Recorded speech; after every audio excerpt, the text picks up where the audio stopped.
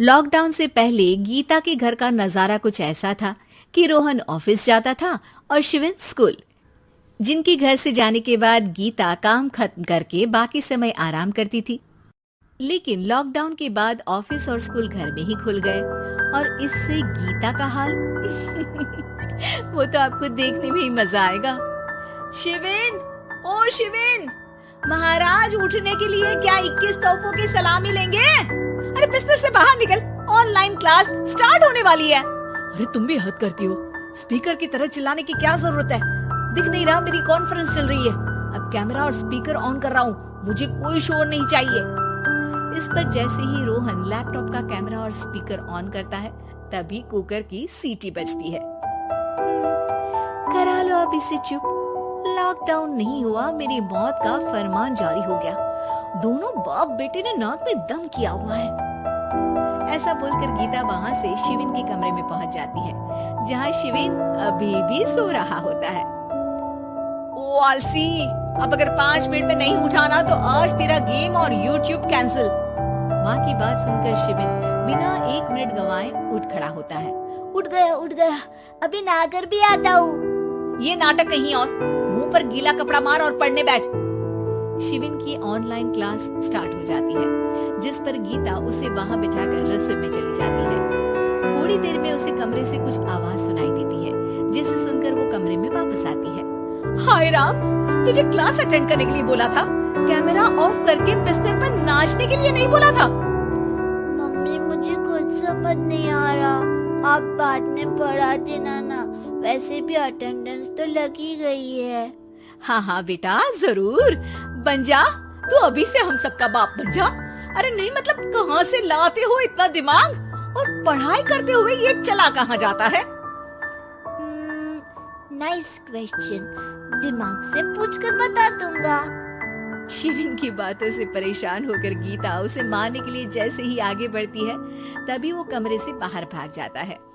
अब शिविन आगे आगे और गीता हाथ में चप्पल पकड़े उसके पीछे पीछे पूरे घर में दोनों घूम रहे होते हैं। इसी बीच वो रोहन के पास पहुंच जाता है और शिविन को मारने वाली चप्पल रोहन के लैपटॉप पर जाकर गिरती है। ओए माँ! मम्मी, अब पापा को चप्पल मार रही हो? वो आज तक के रिपोर्टर, चुपचाप जाकर क्लास अटेंड कर ले, नहीं तो अगली तेरे पीछे लगेगी। इस पर शिविन वहाँ से चला जाता है, जिसके बाद रोहन गीता से कहता है, इस सर्कस के लिए कुछ बोलना चाहोगी? अरे क्या करूं, जब से तुम दोनों घर में रहने लगे हो, घर अपने आप ही सर्कस बन गया है और मैं तुम्हारी नौकर, कभी बेटी को संभालो तो कभी बाप के नखरे उठाओ। इन्हीं सब उथल पुथल में दिन बीतते रहते हैं, जिसमें हर रोज घर के अंदर कुछ नया सियप्पा खड़ा मिलता है, जो ज्यादातर शिविन और रोहन के ऑनलाइन स्कूल और ऑफिस से रिलेटेड ही होता है। एक सुबह, शिविन चलो उठ, आज की क्लास जल्दी है। कैमरा ऑफ करके आप अटेंड कर लो। अरे ऐसे छित्तर पड़ेंगे, दादी नानी सब एक साथ याद आ जाएगी।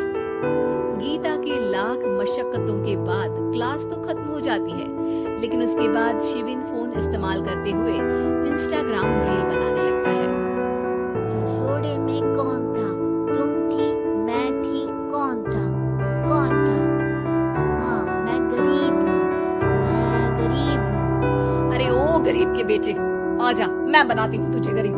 मैं बताती हूँ रसोड़े में कौन था। पढ़ाई करने बोलो तो इनकी माँ मर जाती है और ये पागलपंतियाँ जितनी मर्जी करा लो।